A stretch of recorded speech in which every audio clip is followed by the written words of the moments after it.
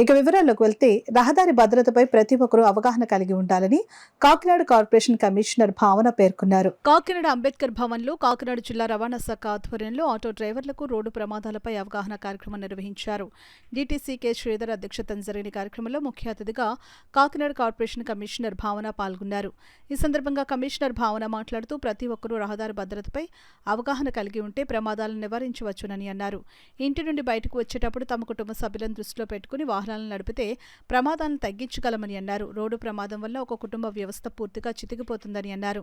DTC K Sridhar మాట్లాడుతూ helmet లేకుండా ప్రయాణించడం, డ్రైవింగ్ లైసెన్స్ లేకుండా వాహనం నడవడం, సీటు బెల్ట్ ఉపయోగించకపోవడం, మొబైల్ ఫోన్ వినియోగిస్తూ డ్రైవింగ్ చేయడం వంటి చర్యలు ప్రమాదాలకు దారితీస్తాయని అన్నారు. ఈ కార్యక్రమంలో RTO Sivareddy, Muralikrishna, Harnath Reddy, Lakshmi Kiran, doctor Padmavathi, traffic 1 CI Ramesh, Gauri Shankar తదితరులు పాల్గొన్నారు. శాఖనైతేనేమి, ఇటు రవాణా శాఖ వారైతేనేమి అవేర్నెస్ ప్రోగ్రామ్స్ విరివిగా చేపట్టండి. ఈ వారోత్సవాలు మాసోత్సవాలు కాదు, ఏడాది అంతా మీరు రకరకాల డ్రైవర్ సోదరులందరికీ ఈ అవేర్నెస్ ప్రోగ్రామ్స్ పెట్టండి అని చాలా ప్రెజర్ ఉంది. అలాగే సుప్రీంకోర్టు వారు కూడా ఈ రహదారి భద్రత దీని మీద చాలా కేర్ తీసుకుంటూ వాళ్ళు కూడా కొన్ని రూల్స్ పెట్టడం జరిగింది. అందులో భాగంగానే మనం ఇప్పుడు విధిస్తున్న ఫైన్లు, డ్రైవింగ్ లైసెన్స్ లేకపోతే 5,000, పర్మిట్ లేకపోతే 10,000 రూపాయలు, ఇవన్నీ ప్రభుత్వం వారు లేకపోతే రాష్ట్ర ప్రభుత్వమో కేంద్ర ప్రభుత్వమో పెట్టినవి కాదండి. ఇది సుప్రీంకోర్టు వారి ఆదేశాల మేరకు ఇలాంటి కొంచెం ఎక్కువ ఫైన్లు వేస్తే అన్న వాళ్ళు కరెక్ట్గా డాక్యుమెంట్స్ పెట్టుకుంటారు. ఏదైనా ప్రమాదం జరిగినప్పుడు ఇన్సూరెన్స్ సర్టిఫికెట్ ఉంటే ప్రమాద బాధితులకు ఇన్సూరెన్స్ అమౌంట్ వస్తుంది. ఇంకా కొంచెం జాగ్రత్తగా రూల్స్ పాటించి ప్రమాదరహితంగా వెహికల్స్ డ్రైవ్ చేస్తారని భావించి ఇవన్నీ రూల్స్ పెట్టడం జరిగిందండి. అట్లాగే మన స్కూల్ బస్సు డ్రైవర్ సోదరులు కూడా ముఖ్యంగా బస్సు ఫస్ట్ చెక్ చేసుకోవాలండి.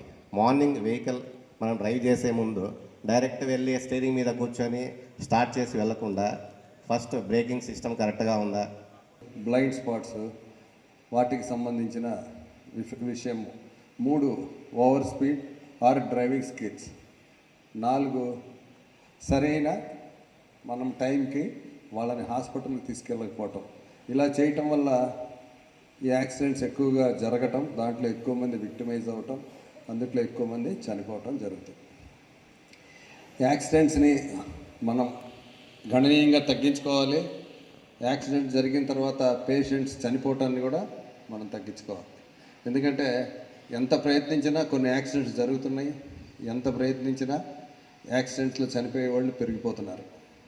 దీనికి కారణం మనందరం కూడా ఇంకా బాధ్యతగా మెలగాలి, ఇంకా కూడా మనం అవేర్నెస్ పెరగాలి.